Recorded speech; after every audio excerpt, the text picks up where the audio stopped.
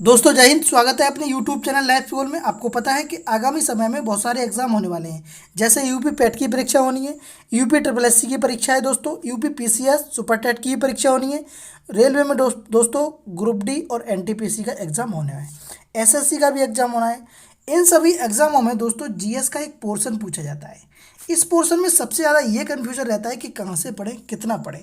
तो दोस्तों उसी कन्फ्यूजन को दूर करने के लिए यहाँ पर एक सीरीज चलाई गई है। ये सीरीज दोस्तों जितने भी जीएस के इम्पोर्टेंट टॉप इम्पोर्टेंट क्वेश्चन है दोस्तों, टॉप मोस्ट इम्पोर्टेंट क्वेश्चन है, उन क्वेश्चनों को डेली के डेली यहाँ पर डिस्कस किया जाता है दोस्तों।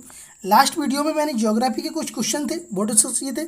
इस वीडियो में दोस्तों मैं पॉलिटी के कुछ क्वेश्चन है वो डिस्कस करूंगा, राज्य व्यवस्था के। ठीक है, अगर आपने अच्छे से पॉलिटी पढ़ी है दोस्तों तो मेरे साथ बस 5 मिनट बने रहिए और आप अपने आप को खुद को जांच लीजिए कि आपने कितना अच्छा पढ़ा है। दोस्तों एक बात आपको बता दें कि सबसे अच्छी रणनीति खुद को जांचना ही होती है। तो इस वजह से आप इस वीडियो को पूरा देखेंगे और कमेंट बॉक्स में लास्ट में लिखेंगे कि आपने कितना स्कोर किया है। ठीक है, चलिए पहला प्रश्न मैं पढ़ देता हूँ। भारतीय संविधान में नीति निर्देशक तत्व किस देश से लिया गए हैं, बताओ। ए ऑप्शन है अमेरिका, बी है ब्रिटेन, सी है आयरलैंड और डी है दोस्तों ऑस्ट्रेलिया। तो जल्दी से बता दो कि इसका राइट आंसर मैं क्या लगा दूं। नीति निर्देशक तत्व दोस्तों किस देश के संविधान से लिए गए हैं। तो दोस्तों आपको सबको पता है कि इसका राइट आंसर जो हो जाएगा वो हो जाएगा आयरलैंड। आयरलैंड के जो संविधान से दोस्तों नीति निर्देशक तत्व लिए गए हैं। ठीक है, अमेरिका के अमेरिका से क्या क्या लिया गया है, कल मैंने आपको बताया था। मौलिक अधिकार अमेरिका से लिए गए हैं और राष्ट्रपति पर महाभियोग जो आर्टिकल 61 के तहत लगता है वो भी अमेरिका से लिया गया है ना। ब्रिटेन से अगर पूछा जाए दोस्तों तो एकल नागरिकता है वो ली गई है। अगर मैं ऑस्ट्रेलिया की बात करूं तो दोस्तों संवर्ती सूची और प्रस्तावना की भाषा ये ऑस्ट्रेलिया से ली गई है। अब देखिए मैंने एक प्रश्न में आपके कई सारे प्रश्न कर दिए, यहाँ पर मैं और भी एक्सप्लेन कर सकता हूँ लेकिन वीडियो थोड़ा लंबा हो जाएगा, इस वजह से सारी की सारी चीज़ें मुझे सोचनी पड़ती हैं। हालांकि मैंने इंपॉर्टेंट क्वेश्चन आपको सब बता दिए हैं। ठीक है, चलिए अगला प्रश्न देखेंगे। मौलिक कर्तव्य किस देश से लिए गए हैं, बहुत अच्छा प्रश्न है। मौलिक कर्तव्य पूछ रहा हूँ, मौलिक अधिकार मैंने लास्ट वीडियो में बताए हैं। देखिए अगर आपने नहीं देखी है वो वीडियो तो लिंक डिस्क्रिप्शन में दे दिया है मैंने, जाके देख लो, बहुत इंपॉर्टेंट वीडियो है। मौलिक कर्तव्य किस देश से लिए गए हैं। ए ऑप्शन है दक्षिण अफ्रीका, बी ऑप्शन है रूस यूएसएसआर और सी ऑप्शन है जापान और डी ऑप्शन है जर्मनी। तो आप जल्दी से टिक करो कि इसका राइट आंसर मैं क्या लगा दूं। तो दोस्तों अगर मौलिक कर्तव्य की बात करेंगे, तो मौलिक कर्तव्य लिए गए हैं दोस्तों यूएसएसआर से। कहाँ से लिए गए हैं, यूएसएसआर से। अब इसकी मैं फुल फॉर्म बता देता हूँ। देखिए कभी कभी यूएसएसआर ही लिखा आ जाता है, रूस नहीं आता है। तो यूएसएसआर की फुल फॉर्म है दोस्तों union of Soviet socialist Republic. ठीक है, तो ये बात आपको याद रखनी है।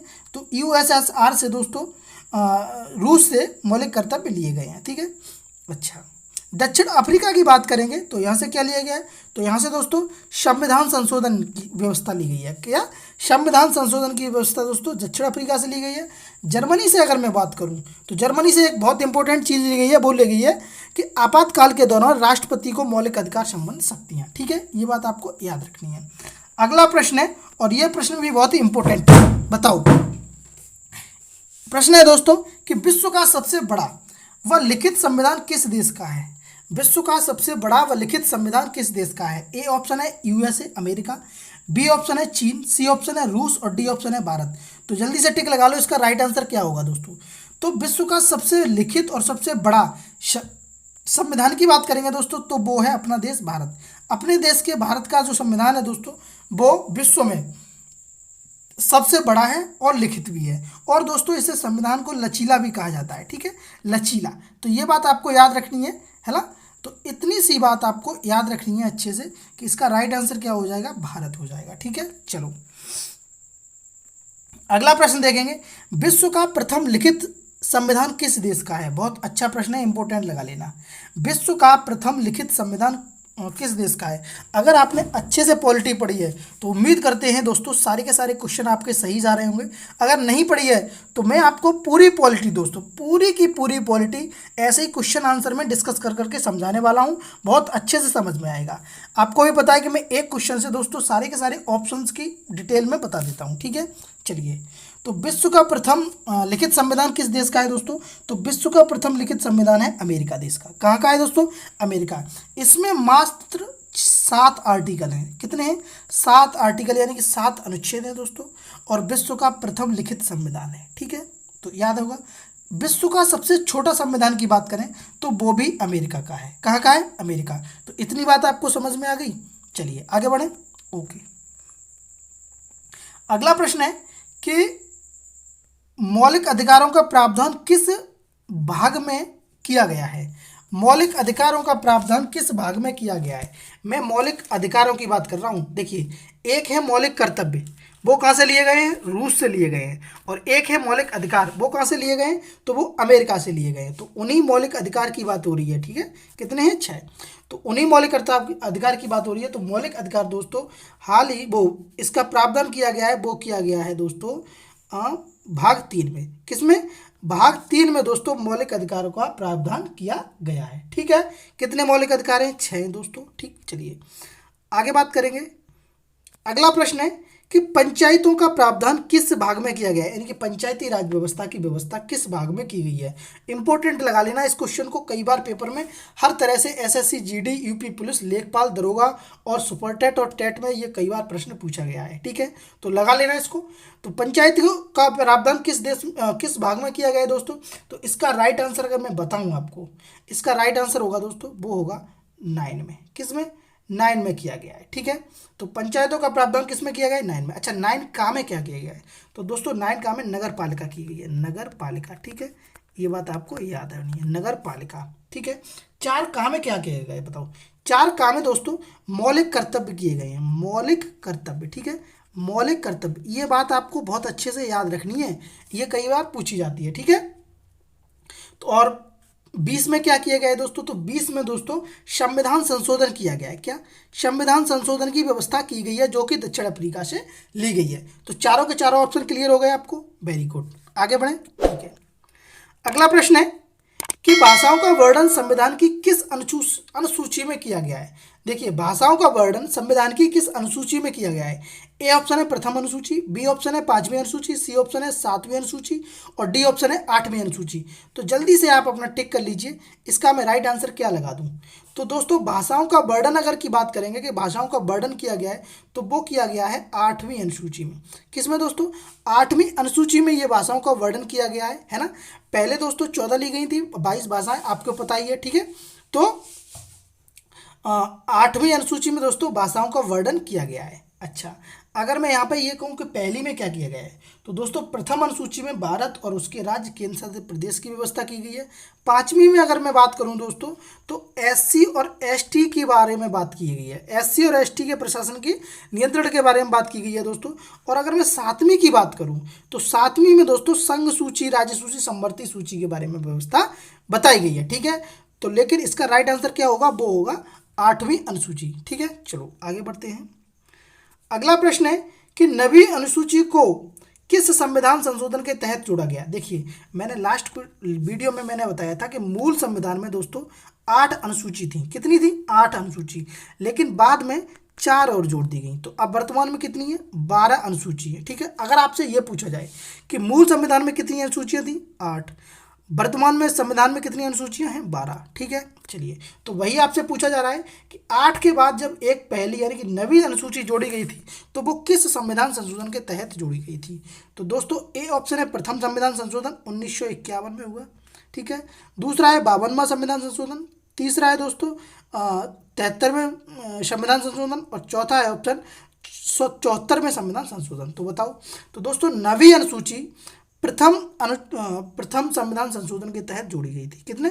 प्रथम संविधान संशोधन के तहत जोड़ी गई थी दोस्तों। कब? 1951 में। और उस सूची का नाम क्या था? तो उस सूची का नाम था भूमि सुधार सूची। क्या था दोस्तों?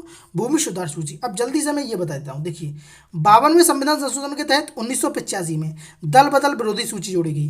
73वें संविधान संशोधन के तहत 1992 में दोस्तों पंचायती व्यवस्था सूची जोड़ी गई। ठीक है, और 74वें संविधान संशोधन में 1992-93 में दोस्तों नगर प्रशासन व्यवस्था जोड़ी गई। तो इतनी बातें आपको याद रखनी है।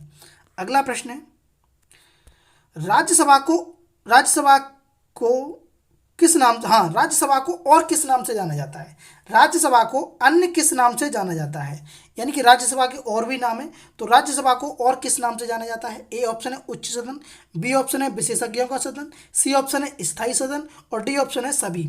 तो दोस्तों इस क्वेश्चन को इंपॉर्टेंट, हालांकि इंपॉर्टेंट तो सारे के प्रश्न सारे ही हैं, लेकिन इसको मोस्ट लगा लेना। तो इसका राइट आंसर बताओ क्या होगा? तो इसका राइट आंसर होगा मेरे दोस्तों, वो होगा सभी। देखिए, राज्यसभा को उच्च सदन के नाम से भी जाना जाता है, विशेषज्ञों के सदन के नाम से और स्थायी सदन के नाम से भी जाना जाता है। ठीक है दोस्तों, ये बात आपको पता होगी। राज्यसभा आर्टिकल 80 ये भी पता होगा दोस्तों। एक प्रश्न मैं आपसे पूछूंगा, वो प्रश्न ये है कि राज्यसभा का पदेन सभापति कौन होता है? तो दोस्तों वो होता है हमेशा उपराष्ट्रपति, भारत का वर्तमान उपराष्ट्रपति। ठीक है, तो सभापति कौन होता है? उपराष्ट्रपति। ठीक, बाकी बाद में आगे बताऊंगा। अगला प्रश्न है, लास्ट प्रश्न है। उससे पहले दोस्तों आपसे एक गुजारिश है कि प्लीज़ अगर ये वीडियो अच्छी लगी हो तो प्लीज़ सभी लोगों को शेयर कर दीजिए, जितने भी लोग कॉम्पिटिटिव एग्जाम की तैयारी कर रहे हैं, चाहे फिर वो किसी भी एग्जाम की तैयारी कर रहे हो, बस उसमें जीएस पूछा जाता हो। तो दोस्तों उन सभी लोगों को प्लीज़ इस वीडियो को शेयर कर दीजिए, और अभी तक आपने चैनल को सब्सक्राइब नहीं किया है तो कर लीजिए, क्योंकि करंट अफेयर्स और जीएस यहाँ पर डेली की डेली पढ़ाई जाती है। और दोस्तों रिवीजन में ऐसा करा दूंगा आपको कि किसी भी एग्जाम में कोई दिक्कत आने वाली नहीं है। मैं क्वेश्चन आंसर के माध्यम से ही आपको पूरा का पूरा टॉपिक समझा के चलूंगा। ठीक है, चलिए, तो अगला प्रश्न है दोस्तों, राष्ट्रपति द्वारा राज्यसभा में कितने सदस्य मनोनीत किए जाते हैं? बहुत अच्छा प्रश्न है, कई बार पेपर में आया और पेपर का हिस्सा भी बना है, अच्छे अच्छे पेपरों का हिस्सा बना है। ठीक है, 4200 ग्रेड पे की भर्तियां होती हैं, उनका भी हिस्सा बना है।